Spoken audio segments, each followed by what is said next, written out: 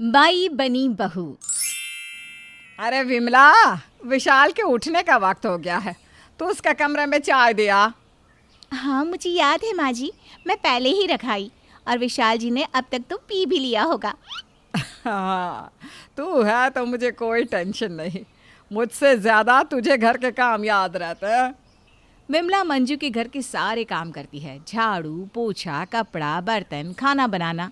मंजू से ज़्यादा विमला को पता होता है कि क्या चीज़ कहाँ पड़ी है और कौन से कपड़े किसके हैं। मंजू के घर का A to Z काम विमला ही करती है। अब तो विमला मंजू के घर की काम वाली कम और उसके परिवार का हिस्सा ज़्यादा लगती है। एक रोज़ मंजू की कुछ सहेलियाँ उसके घर दोपहर के खाने पर आती हैं। बहुत दिनों बाद सबसे मिलकर बहुत अच्छा लग रहा है। क्या करूँ यार, घर से फुर्सत ही नहीं मिलती, जब देखो काम काम काम। और आजकल तो काम वालियों को पूछो ही मत। हाँ यार, उनको तो पूछो ही मत। मेरी काम वाली के इतने नखरे हैं, काम कम करती है और बातें तो जितनी बनवा लो उससे। ऊपर से रोज़ महारानी को छुट्टी चाहिए। वही ना, और पर्व त्योहारों में तो पहले से ही गायब हो जाती है। अच्छा, ऐसा क्या? मेरी विमला तो बहुत अच्छी है, मुझे एक गिलास पानी तक उठाने नहीं देती, और तो और 12 महीने यहीं रहती है।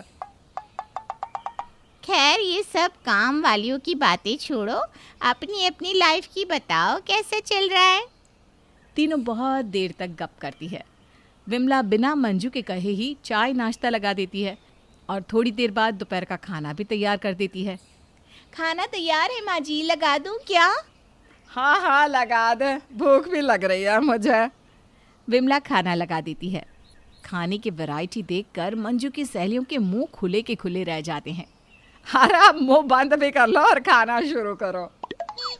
अरे मंजू, ये तेरी काम वाली तो बहुत तगड़ी है, कहाँ से पकड़ लिया आई इसे?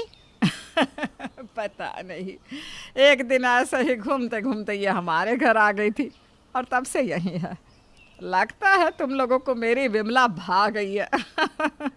ज़रा खाना चख के बताओ कैसा बना है। मंजू की सहेलियाँ खाना खाकर वाह वाह करती है। क्या खाना है, दिल खुश हो गया खा के। जी तो करता है उसके हाथ चूम लूं। यार इसे मुझे दे दे। ये क्या कह दिया तूने? तू मुझसे कुछ भी मांग ले, लेकिन मेरी विमला को मत मांगना।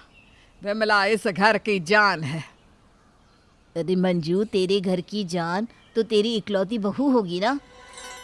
इससे याद आया, विशाल की शादी कब कर रही है? हमें बुलाएगी ना?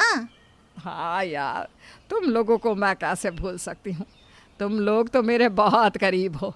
अब लड़की देखना शुरू करने वाली हूँ, शादी पक्की होते ही तुम लोगों को सबसे पहले बताऊंगी। खा पीकर मंजू की सहेलियाँ चली जाती है और इधर विशाल की शादी का ख्याल मंजू के दिमाग में चलने लगता है। और एक रोज़ वो विशाल से कहती है, अब तेरी शादी का टाइम आ गया है। तुझे कोई लड़की पसंद है तो बता, वरना मैं ढूंढती हूँ लड़की। मुझे तो कोई लड़की पसंद नहीं माँ, लेकिन मेरी एक फ्रेंड है प्रिया। किसी अजनबी से शादी करने से अच्छा है कि उसे देख लो आप एक बारी। ठीक है, मैं उसके परिवार से बात करती हूँ और कल ही उसे देखने जाते हैं हम। अगले दिन मंजू शरद और विशाल के साथ प्रिया के घर उसे देखने जाती है। हाथ में ट्रे लिए प्रिया मंजू के सामने आती है और उसे चाय नाश्ता देती है। ये चाय और पकौड़ी ढोकला ये सब मेरी प्रिया ने ही बनाया है। बना तो बहुत अच्छा है, लेकिन मेरी विमला जैसा स्वाद नहीं है इसमें। मंजू प्रिया के रिश्ते को मना करके वहाँ से निकल जाती है। मंजू हर लड़की को विमला से कंपेयर करने लगती है और सब में कोई ना कोई ऐब निकाल कर मना कर देती। एक दिन कीर्ति का रिश्ता विशाल के लिए आता है और मंजू फिर से विशाल और शरद के साथ कीर्ति को देखने जाती है। चंदेरी सूट पहने कीर्ति सबके सामने आती है। आज की सारी तैयारी मेरी बेटी ने खुद से की है, और तो और ये जो सूट उसने पहना है ना, वो भी उसने खुद ही सिला है। बहुत तेज़ है मेरी कीर्ति। हमारे स्वागत की तैयारियां तो बहुत अच्छी है, लेकिन विमला जैसी नहीं है। विमला तो ऐसी तैयारी करती है कि पूछो मत, किसी को बोलने का एक मौका नहीं देती। और सूट तो विमला ऐसा सिलती है कि उसके सामने बड़े से बड़ा मास्टर भी कम पड़ जाए। कीर्ति के रिश्ते को भी मना करके मंजू वहाँ से निकल जाती है। अब रोज मंजू एक लड़की देखती और उसे ये कहकर मना कर देती कि हमारी विमला जैसी नहीं है। अब इसके कारण विशाल का नाम खराब होने लगता है और एक शाम मंजू विशाल से कहती है, बेटा क्या करे, कोई लड़की पसंद ही नहीं आ रही।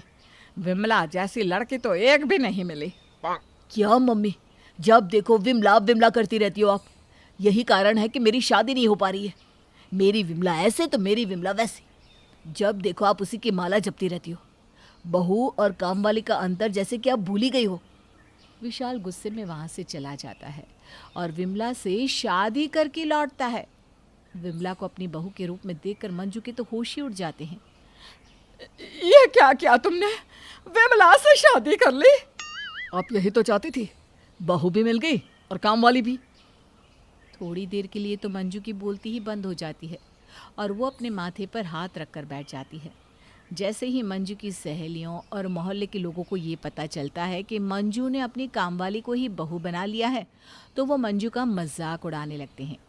एक रोज़ विमला सब्जी लेने बाजार निकलती है और उसे देखकर मोहल्ले की औरतें ताना देना शुरू कर देती है। इनके ऊपर तो एक पिक्चर बननी चाहिए, काम वाली बनी बहू। कैसे दिन आ गए हैं, काम वाले को ही बहू बना लेते हैं। अरे यार, इसका भी अपना एक फ़ायदा है, काम भी हो जाता है और पगार भी नहीं देना पड़ता। ये सब सुनकर विमला की आंखों में आंसू आ जाते हैं और वो वापस घर चली आती है। इधर मंजू की सहेलियां उसे कॉन्फ्रेंस कॉल करती है। बेटे की शादी भी कर ली और बताया भी नहीं, कम से कम मुंह दिखाई पर तो बुला लेती। अरे यार, तू भी ना, मुंह दिखाई क्या, तूने तो उसके हाथों का खाना भी खाया है। वही काम वाली विमला ही तो बहू बनी है ना। अच्छा, तो ये बात है, तभी मंजू से हमारे घर काम करने नहीं भेज रही थी। लगता है तेरा पहले से ही प्लान था उसे बहू बनाने का। मंजू बिना कुछ कहे फ़ोन काट देती है और रोते हुए विमला से कहती है, आज मेरी एक गलती ने सब कुछ खराब कर दिया। आज मेरे कारण तेरे आंखों में आंसू है। बहू, मुझे माफ कर दे। अब मंजू के पास पछतावे के अलावा कुछ नहीं रहता।